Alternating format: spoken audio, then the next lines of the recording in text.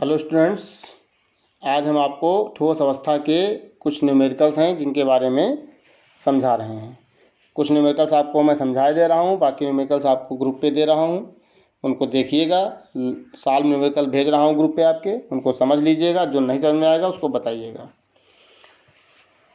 समान गोलों से बनी एक संरचना के कोर की लंबाई 0.8 मिलीमीटर है।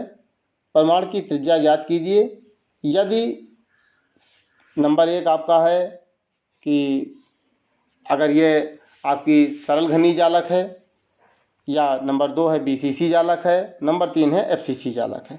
सबसे पहले सरल घनी जालक है, तो इसके लिए आपका जो आर है यानी परमाणु त्रिज्या जो आपको ज्ञात करनी है वो आर बराबर सूत्र होता है सरल घनी जालक के लिए a/2। तो ए का मान 0.8 मिलीमीटर आपने रख दिया, बटे 2 कर दिया, भाग करेंगे 0.4 मिलीमीटर ने सरल घनी जालक का मान आपका निकल आया। ऐसे बीसीसी जालक में आर यानी परमाणु त्रिज्या ज्ञात करने के लिए सूत्र होता है a√3/4। मान रखिए √3 का मान 1.732 होता है। मान रख करके इसको सॉल्व करेंगे तो 0.3464 उत्तर आएगा। एफसीसी जालक, इसमें परमाणु त्रिज्या ज्ञात करने का सूत्र होता है r बराबर a/2√2। ए का मान रखिए बटे 2 गुणे √2 का मान होता है 1.414। इसको रख करके इसको सॉल्व कर लीजिए। सॉल्व करने पर आपका इसका आंसर हो जाएगा 0.2828। दूसरा सवाल है आपका कि यदि गोल्ड परमाणु त्रिज्या 144 पिकोमीटर दी गई है, फलक केंद्रित घनी एकक कोष्ठिका में क्रिस्टलीकृत होती है, तो इसके कोर की लंबाई तथा दो निकटवर्ती परमाणुओं के बीच की दूरी ज्ञात करनी है। तो आर का मान आपका दिया गया परमाणु त्रिज्या 144 पिकोमीटर। चूँकि जालक ये एफसीसी है, फलक केंद्रित है, तो फलक केंद्रित जालक में आर बराबर अभी आपने ऊपर सूत्र देखा a/2√2 होता है। तो ए बराबर निकालना है तो सूत्र क्या हो जाएगा r गुणे 2√2। आर का मान रख दीजिए, 2 गुणे √2 का मान रख दीजिए। ए की लंबाई आपकी निकल आएगी हल करके। कोर आपकी निकल आई। अब दो निकटवर्ती परमाणुओं के बीच की दूरी जो होती है वो कोर की लंबाई बटे √2 होती है। यानी दो निकटवर्ती परमाणु है तो उनके बीच की दूरी a/√2 होती है। तो ए का मान बटे √2 का मान रखिए। इसको भी आप सॉल्व करेंगे, जब हल करेंगे भाग करके तो 288 पिकोमीटर उत्तर आ जाएगा। पांचवा सवाल है परमाणु द्रव्यमान 52 का एक तत्व बीसीसी संरचना का है, जिसमें कोष्ठिका के कोर की लंबाई 288 पिकोमीटर है। अवोगाद्रो संख्या की गणना कीजिए यदि घनत्व 7.2 ग्राम प्रति घन सेंटीमीटर हो। तो तत्व आपका बीसीसी जालक में है, जेड बराबर 2 हो जाएगा। एससी जालक में जेड का मान 1 बताया था हमने पहले भी, बीसीसी में 2 और एफसीसी में जेड का मान 4 होता है। परमाणु द्रव्यमान m बराबर 52, रो घनत्व को कहते हैं, जो कि मान आपका 7.2 ग्राम प्रति घन सेंटीमीटर दिया गया है। जो कोर की लंबाई आपकी दी गई है,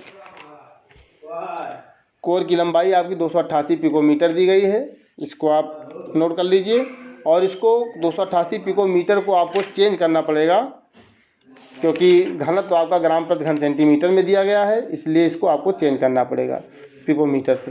तो जब इसको आप पिकोमीटर से चेंज करेंगे तो 10 की घात -10 से इसको आप गुणा कर देंगे, और जब 10 की घात -10 से इसको आप गुणा करेंगे तो ये आपकी ग्राम प्रति पिकोमीटर से सेंटीमीटर में ये चेंज हो जाएगी।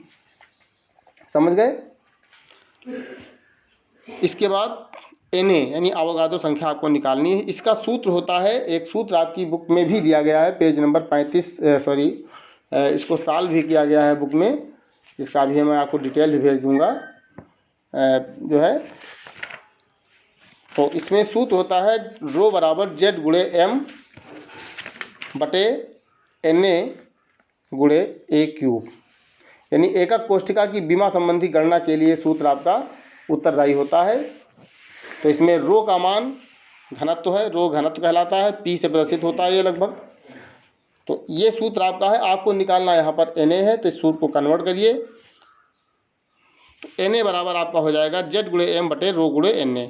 अब जेड का मान 2, m का मान 52, रो का मान 7.2 गुणे a क्यूब का मान आपने 288 गुणे 10 की घात -10 की होल क्यूब।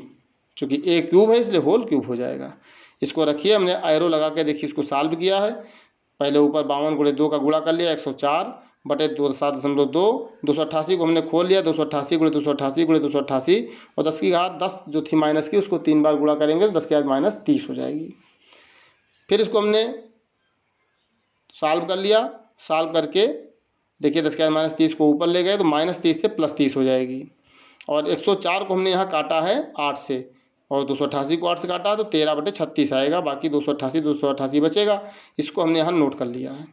नोट करने के बाद फिर सबका नीचे पूरे का गुणा किया तो गुणा करने पर आया आपका 21499084.8। सरल करने के लिए मैंने संख्या को, अब देखिए 21 49 90 84 में हम 4 से चलें तो 4 8 0 9 9 4 1, यहाँ इसके बाद दशमलव लगाएं। अगर ये दशमलव जो 8 के पहले लगी इसको ला करके अगर हम 2 और 1 के बीच में लगाएं तो 1 2 3 4 5 6 7 अंक इधर आ जाएंगे, यानी 10 की घात 7 हो जाएगी आपकी ये। तो 10 की घात 7 हो जाएगी आपकी ये। अब इस 10 की घात 7 को जब हम ऊपर ले जाएंगे तो ये माइनस में जाएगी, तो 10 की घात 30, 10 की घात माइनस 7 को जब हल करेंगे आधार बराबर होता है तो गुणा में घातें जुड़ती हैं, तो 30 में माइनस 7 जब जोड़ोगे तो 23 बचेगी।